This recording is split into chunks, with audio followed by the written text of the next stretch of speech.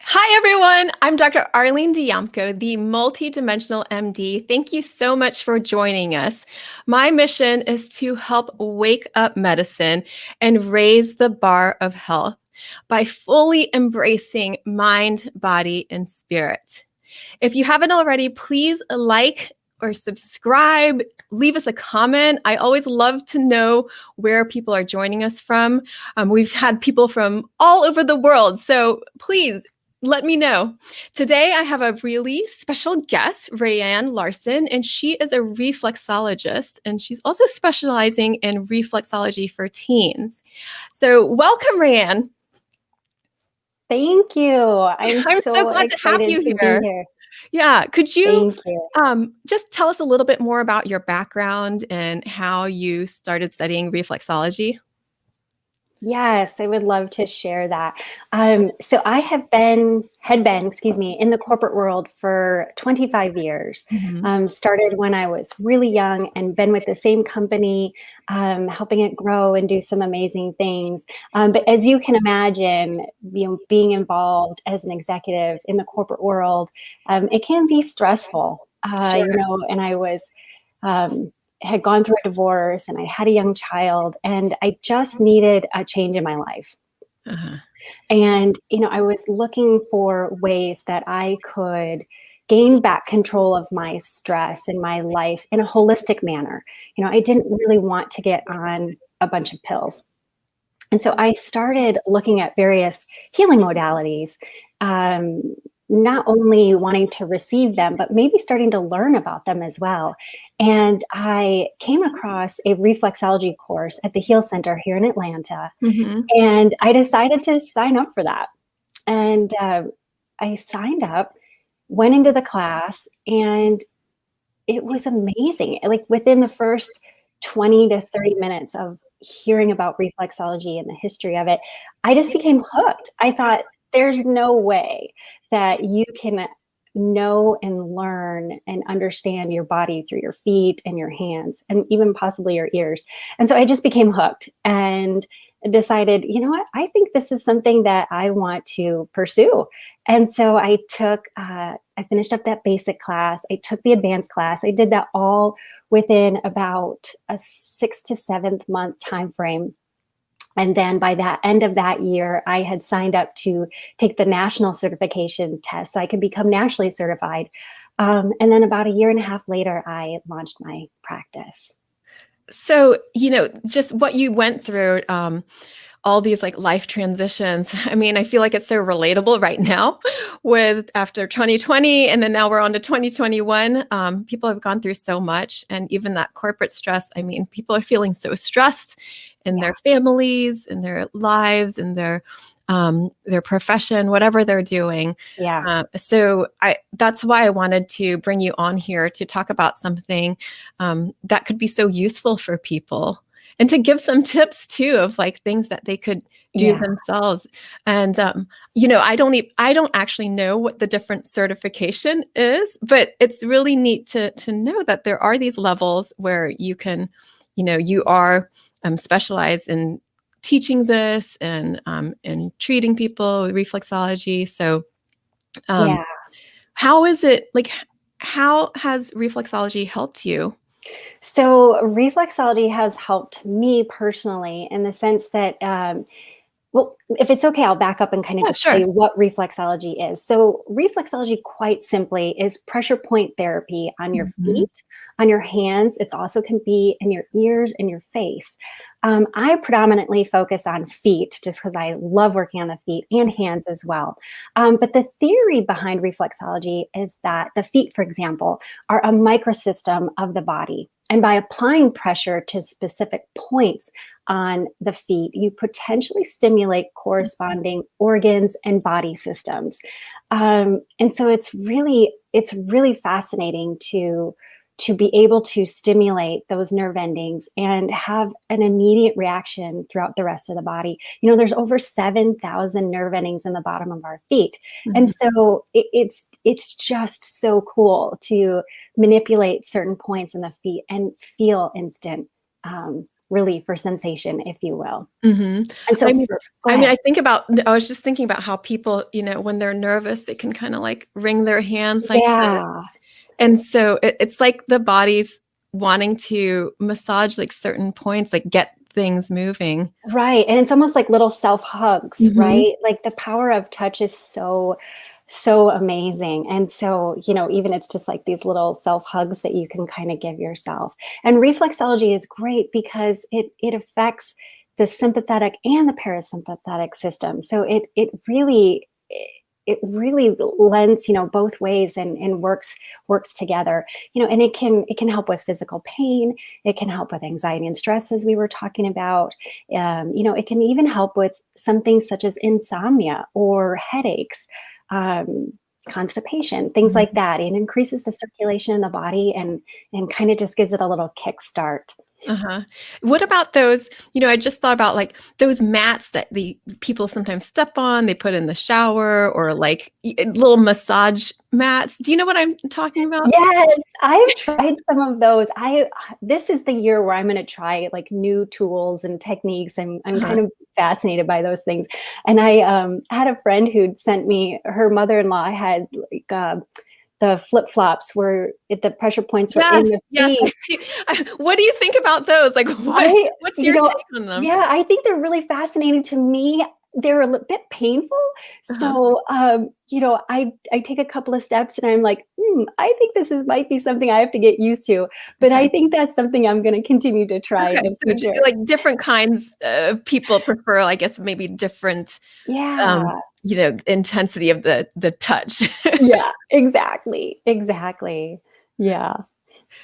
And you've, used this in your life and with your family, and so, like, how have you seen that help? Yeah, it's been great. Reflexology has been a life changer, not only for me, but my family as well. For me, it was helpful with stress and anxiety. And, I have a 15-year-old daughter who is also struggling with anxiety and stress. And so reflexology has been a great tool for me to use with her, but then also to teach her some Mhm, mhm. Yeah, reflexology points on her hands so that when we're not together, she knows she can go in and do some reflexology on herself and kind of hopefully calm herself in the moment. that's And part of and what I and love they about it, that yeah, either you can do it, you could help somebody with it, or you could empower someone to help themselves with it. So, it kinda comes around from both those angles. exactly, exactly. That's what I love about reflexology. It's like it can be done at any time, any point. You don't have to take any clothes off. You can do it in the public. Mhm. You can do it in the privacy of your home. You can do it in your car. You can really kind of do it wherever. So I And love are those reflexology points, are they the same as acupressure points, like in some of them, acupuncture or but most of them are not. They're unique to okay. reflexology. Okay, so, yeah, that's a great clarification.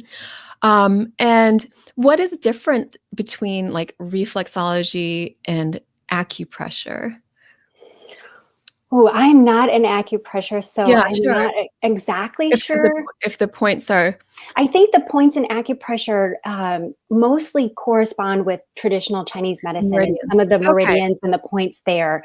So We the have reflexology points, are they part of that meridian system They or are, they are, just not, obviously throughout the whole body. It's Sure. more focused on the feet or the hands Uh-huh. or the Mhm. ears. Yeah, but Okay. very similar, very similar. Yeah. And is there anything about reflexology that, for teens, like, what is unique about that? So I love working with teens for the mere simple fact that they come in with like no predetermined Uh-huh. expectation. They haven't had enough maybe different modalities that they've tried or experiences. So they come in and they say, "You're going to touch my feet? Awesome." And it's like they prop them up on my table, like, "Let's go, let's do this." And I love that because having an open mind really helps the process work so much faster Mhm. and so much more efficiently. So I always love that. Like I've never had a teen be like, "Ooh, you're going to touch my feet. Where I've had some adults say, I don't know, you're going to touch my feet. They stink, they smell, whatever the case may be. And that's never a problem. But teens are always like, yeah, let's do you this. want to touch them? Go ahead. Exactly. So that's what I love about working with teens is just their openness to trying this modality, and without fail, afterwards they love it, and they love what it can do for them. So it's been fun. Do you have some examples of like stories of just kind of favorite experiences you've had? Yeah. So I've worked with a couple of teens that are dancers, and they'll have some, foot pain and things like that. And it kind of inhibits them from attending practice more frequently or rehearsals, whatever the case may be. And so it's been great to work with a couple of these teens and work through that pain and get them back moving more efficiently. And it's also been fun working with teens that are dealing with stress and anxiety and not feeling that they've got, some tools in their toolbox. And so being able to give them a tool that they can start using within minutes of us, working together and me showing them, I think that's really empowering and helpful. So it has these multi-layered aspects, and this is like part of that multi-dimensional approach where maybe, they could come for anxiety, but they could also come for sports issues, or, they're runners or whatever. Yeah. And I think that's really neat because it's can be motivating for them from multiple angles to want to learn more about it. Yeah, or even simple thing like constipation, like what teen wants to talk about that? But, we could work through different points on the hands and the feet to kind of help those things. Or even just menstrual cramps, things like that. So it's really good. And you have some 3 favorite points.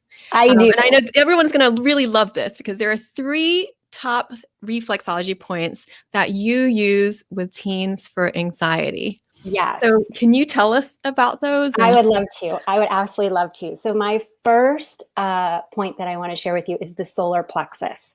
And the solar plexus is that nerve center. It can help the body and how it reacts to stress. And I love it. I always like to think of it, with the chakra system, it's kind of your energy center. It's kind of right here in the middle of right below your diaphragm. And I love tapping into that reflex point. And we need that so much right now, which is because of, for me, the solar plexus is like your gut instinct. It's also how you digest life. And I love that. As you can see, with all that's going on in the world, it can be very difficult right now to digest life.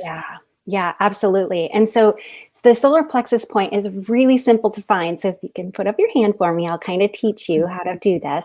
And so if you look at your hand, you've got this bony kind of structure right underneath all of your fingers, and that kind of can bend. So right where it bends, you want to take your thumb in between, let's say, finger 2 and finger 3.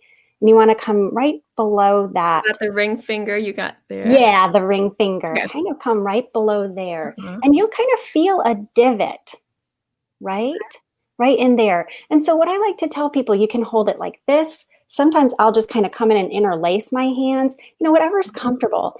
And what you want to do is you want to take a breath in, push in, and then release and breathe out. And you can just do that a couple of times, 2, 3, 4 times, whatever's most comfortable.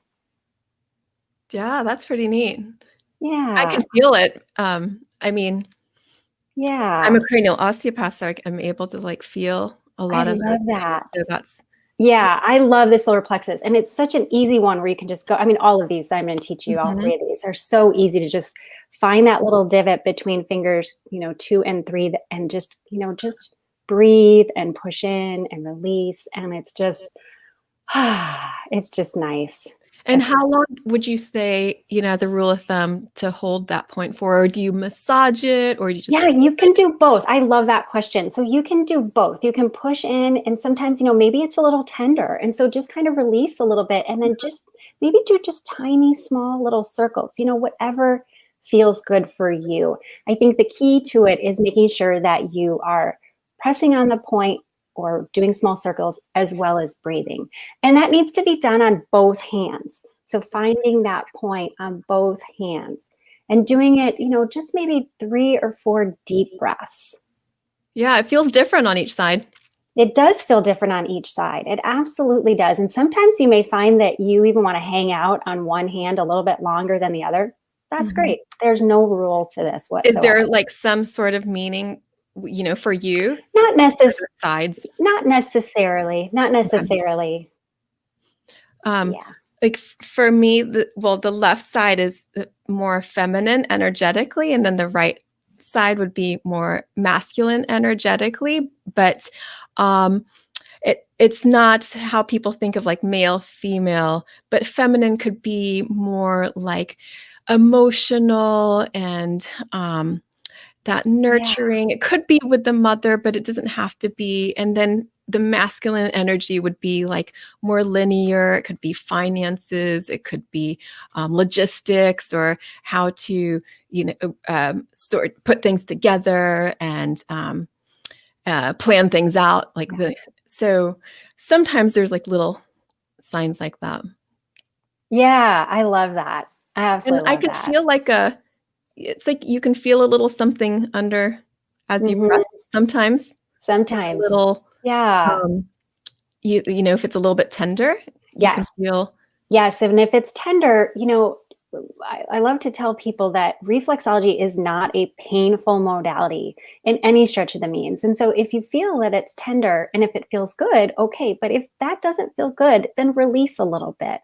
You don't want to overstimulate that reflex.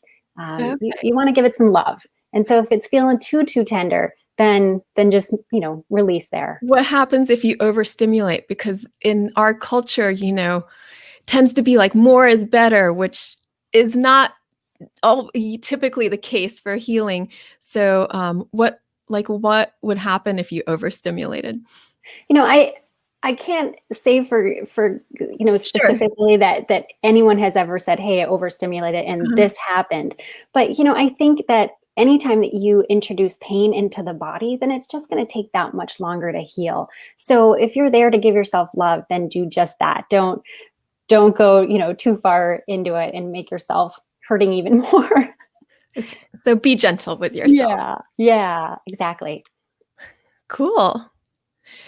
And I All know right. you have a Yeah, the second second point point. is the diaphragm reflex point. So again, it's kind of in that same general area as the solar plexus point. So if you can think about your diaphragm kind of just, right underneath or Mhm. towards the bottom of that, the middle of the rib cage there, it's very similar kind of representative on your hand as well. So if you take that little area where we kind of can bend our hand, and if you want to start at the outside of your hand, and we do what's called like a thumb walk, so kind of like caterpillar across your hand. And as you're doing it nice and slow, again, take some deep breaths in and out. This is so important for right now. Diaphragm has been a big key in the last year for breathing. And what I'm seeing is that a lot of times people's diaphragms are getting kind of flat or really Oh, tense, and it's supposed to be more domed. So when they're tight, it's like if you took an inhale and then it just stayed frozen. yeah. So it's not moving as fully as it could. And I think that this could be a really nice way to help the diaphragm return to a more relaxed state where it has that nice dome shape. Yes. And I always love to tell people too, like when you're walking across your diaphragm and you're taking those deep breaths, visualize your actual physical diaphragm as well. And like all of this fresh energy kind of going in through your chest and down into your gut as you're walking across that reflex point. So it's like breathing visual as you're working through the point. Mhm. Really, I think people can really connect with that, and it really helps their breathing kind of go even deeper. So I love that. I love those two. I love those 2 points. And if people have a hard time visualizing, then you could pull up a picture too, and that have something to look at. Yeah, absolutely. That's a great idea. I love that. Okay. So number 3. Okay, this point, this reflex point, I love as well. This is the reflex point that inevitably on just about everyone is always tender. You know, our adrenals, I'm sure you can tell us so much about the adrenals, but Yeah. they're so taxed. You know, they create many hormones, but 2 of the most important being adrenaline and cortisone. And so it's like that fight or flight, you know, up and down, up and down. In today's world, our adrenals are just working overtime. And so the adrenals are, again, really easy to find. You want to go in between the thumb and this first finger, how we've got this webbing here. And if you kind of take a hold of your hand and put your thumb there and kind of come down in that webbing, you might feel like a tendon, and that tendon will be a little bit tender.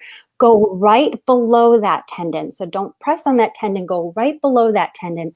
So almost in that very deepest groove between the thumb and the finger. And that should be your adrenal Below, point. moving down this way or towards the Yeah. center? Okay. So towards kind of like right before it gets super, super meaty through here, Okay. just right above that. And oh, mine is tender. And so what I like to tell people to do, again, just real simple, in and out, take some deep breaths. If that's too tender pushing, just go ahead and do small circles. I do this one all the time. Absolutely. Absolutely love Yeah. this point. These are really great points because this is going to be so common for people. Yeah. Yeah. You know, and I also love to tell people, like, you know, sometimes just grab your hand and start pushing, and like whatever is feeling good at the moment, connect with that. You may not know what point it is, and at that point, it really doesn't matter. But just go ahead and just take some deep breaths and focus on that area. But those 3 points that I shared with you today, you know, anytime that you're feeling anxious, you're feeling a little stressed out, just take a couple of minutes, tap into those 3 areas, and take a few deep breaths. And I promise you, you'll feel a lot better. Oh, I love that. This is such a great tool for people. And thank Yes. you so much for sharing all of that. Yeah, it was And fun. yeah, if anyone wants to connect with you, how could they do that? Yep. Awesome. I would love to hear from anyone. I'm in the Roswell area. And so you can reach out on my website. You can give me a call or text me. Instagram as well. Would love to hear from you. And I also love to tell people, because I get this all the time, if you're not in my area, that's okay. And you don't know how to find a reflexologist, call me, text me. I love to connect. You know, people across the country, and kind of connect them to a reflexologist in their area. In fact, I just had someone reach out to me today in India, Wow. who's looking for some babies and children support. And so it was just fun to kind of connect with her and give her some different contacts of some colleagues that I know. So it's great. So don't be intimidated in trying to find a reflexologist that's going to fit for you. Just call me. Thank you so much. And you can see below in the ticker that all that information is there.